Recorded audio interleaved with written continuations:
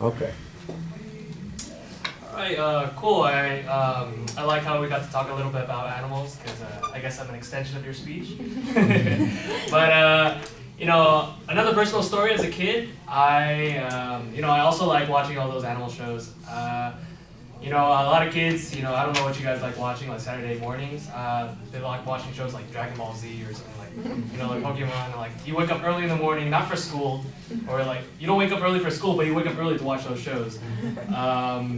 Me the same thing. But there was one show that I always woke up to, and it was the show called Zaboomafoo. If you guys know what that is, it was like a PBS Kids. It was like a little, for pretty much like an Animal Planet for little kids kind of thing. But I love that show. And I'd be so excited to watch it. I'd be like screaming up and jumping up and down, when commercials over and it comes to the show, to the point where my mom would, threaten to turn the TV off because I wouldn't shut up. Anyways, today I'd like to talk to you about, animals are fascinating and I love them myself. And I'd like to talk to you about how also later on in the future, first time I ever got to the zoo, it wasn't as much as I suspected myself because, from the show Zaboomafoo, I had watched the monkeys hang tree to tree and all that stuff, and then when you go to the zoo, they're just kind of sitting there, not doing much. And which comes to my topic today. I'd like to talk about how zoos themselves may not be that great of an idea. So first I'll be talking about how the zoos will be affecting the animals negatively and how it affects the people negatively. So first, about how the animals themselves. One thing about them is, their containments. Have you ever gone to a zoo, aquarium, any kind of those, and seen where the containments maybe just 10 times bigger than the animal itself? So it wouldn't have that much space to go around. According to Care2.com, large animals like elephants are confined on spaces on average 1,000 times smaller than the wild habitats. That's 1,000 times smaller than their usual home. And which is even crazier. They also say that polar bears have spaces approximately 1 million times smaller than their natural habitats. So think of it, you're in your home. Think of yourself in your own home. Now think of yourself in your restroom.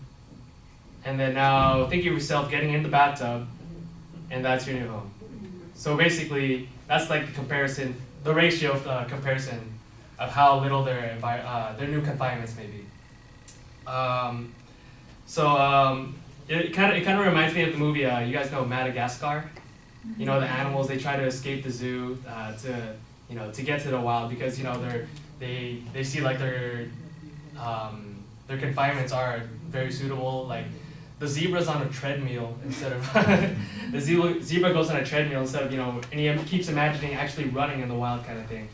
So another fact by actual naturalgeographic.com for the elephants. Elephants walk up to 30 miles a day on average, and it's kind of hard to walk 30 miles when your confinement is 1,000 times smaller than your usual. I told you about another problem of how animals can be affected by zoos it gives them stress. According to PETA.org, captive animals are deprived of everything that is natural and important to them. And as a result, they become bored and lonely, and many suffer from a condition called zoochosis. Zoochosis, that sounds like some kind of disease, right? Like something you could easily die from. Well, it's not a physical disease or a physical condition, it's a mental condition. According to wildlife.org, zoochosis is the repetitive behavior pattern with no obvious goal or function. Now, I know we don't really have some visual aids to show you, but there are some videos that I was able to see. There was one of an elephant where it apparently is really. I'm using elephants a lot as a topic. as a example, but there's one of an elephant that's common for them, where it would have, just imagine my arm's a trunk, where they constantly just sway back and forth, just like that. And there's no purpose of it, they're just doing it. And that may just seem like, it's an elephant, like, or like in the video, there's someone in the background saying, a kid asking him, "Oh, mom, what's the elephant doing?" And the mom was just saying, "Oh, it's dancing." But no, it's actually a condition of zoochosis. Another example of like, you see in zoochosis are animals just like pacing back and forth in their, in their cages and everything, just because, they have nothing else to do. They just eat, sleep, and, just walk around their confinements, and that's all. Another thing that affects the animals from zoos are surpluses, animal surplus. I actually myself didn't know about this until I went further into research in this, but apparently, according to veganpeace.com, it states that surplus animals are either killed and sometimes fed to fellow zoo inhabitants, or sold to other zoos or dealers. So, let's say we had a baby lion and it grew up. It's not too cute anymore. They either, they'll either sell it off or, they'll have to put it down, just because it's a lot cheaper that way to do it for zoos. Well, now when they say when they're sold, they could a lot of time they're sold to like hunting ranches or exotic meat industries. So a lot of times it's not that much of a happy ending for them.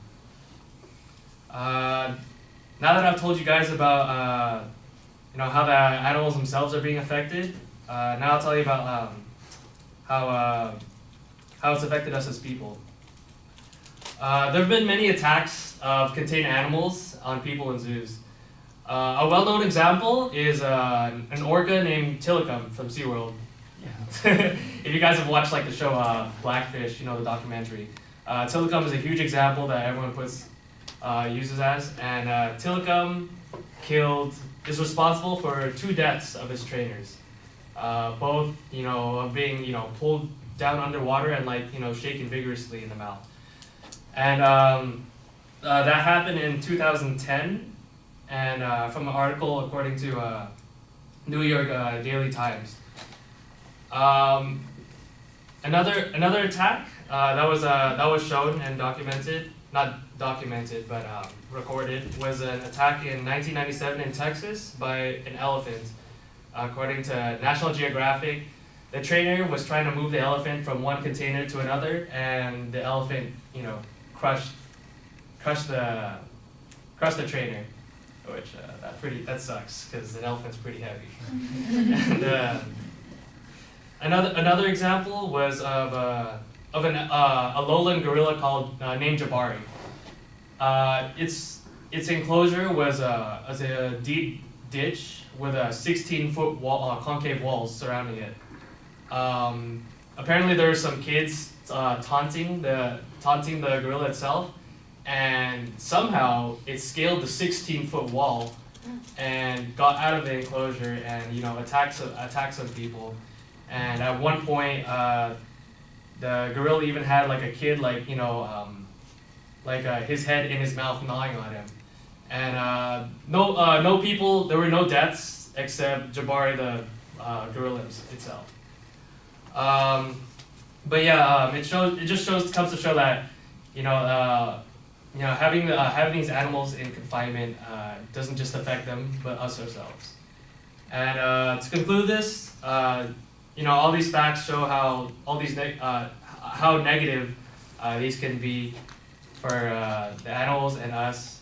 And the best solution probably is to leave the animals in their natural habitats themselves.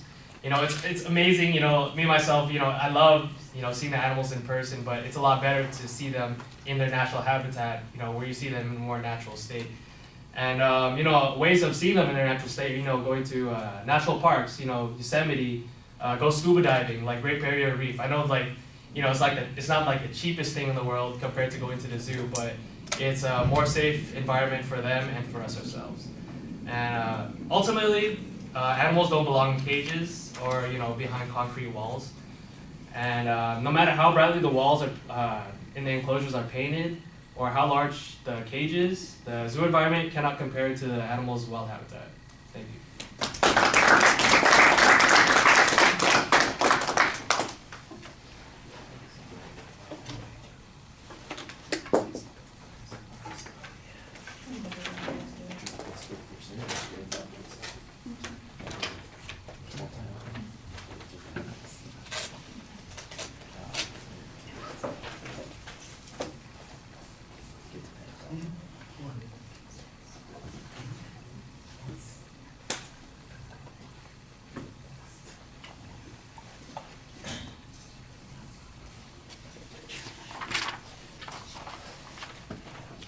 Mira, what did you think? So I liked how Matt used his personal story as a grabber. He engaged with the audience and everyone knew what he was talking about. There was a clear thesis and clear preview. I heard a lot of transitions and a lot of work citations. I like all the comparisons he made between the movies and his personal stories. He explained unfamiliar terms, and the conclusion summed up his thesis and he added a solution, which was really good. The only issue was he used a lot of filler words, what you call, like a lot of ums and just in the middle when he got nervous. But yeah, that's it. Okay.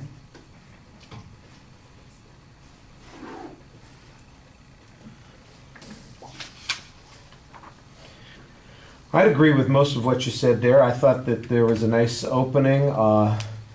You've got a clear statement of what your topic is. It takes you a little while to get to that point, but once you got there, I thought it was fine. There's a good preview of what this structure is going to be. Internally, I thought that there were very good signposts, and it was easy to follow the structure during the presentation. I'd be a little bit careful about some. I thought that you did a good job providing evidence and information, although there are a couple of sources that I react negatively to. PETA is notoriously extreme in their view, so I'm a little bit iffy about them. And a website or an organization called Vegan Peace, that just sounds to me like it screams, this is where the crazy people are, and we're going to say whatever the hell we want. So I mean, they might be perfectly legitimate, but I have no idea, and all I've got is the name on that situation. So I think maybe you want to find some other information on it, because I thought you had good information on a lot of the points, and you had examples that you talked about, which were fine. Let me see. I did need a little bit of. I thought this was problematic because you've got this claim that animals are being sold by zoos to hunting preserves or for exotic meat in the exotic meat market. I'm going, okay. Where's the evidence on this? Because I guarantee you, if that is true, there would be people screaming about it. Because there was a case exactly like you're talking about. What was the animal? Oh, the giraffe I think it was in Germany, where they had this huge uproar about what happened with the giraffe and how it was disposed of and everything, and everybody was screaming bloody murder about it. The one they fed it. Yeah. Yeah. I saw that was it. There's an example that we know happened, and it's well documented and covered, so you could use that. I want to know what zoo is selling their lions to the exotic meat market, because first of all, where is that exotic meat market? I might like to try a little bit of lion. I'm mostly joking about that, mostly. But that seems to me like it would be something where people would be out protesting, and you should be able to identify that. So that was the one place where I thought maybe there wasn't much documentation on the things that you were talking about. Everything else I thought you did a pretty good job on. And you had some nice visualizations. I didn't think that the filler words were all that problematic. For the most part, I thought that you delivered the speech well. You talked to us. Your eye contact is always solid, and you're connecting with us. It just seemed to me like it was the natural kind of pauses that anybody would have when they're speaking without having a script written for them. So I wouldn't be overly worried about that, although all of us would like to be better. So that would be, nothing wrong with that. A little fluency.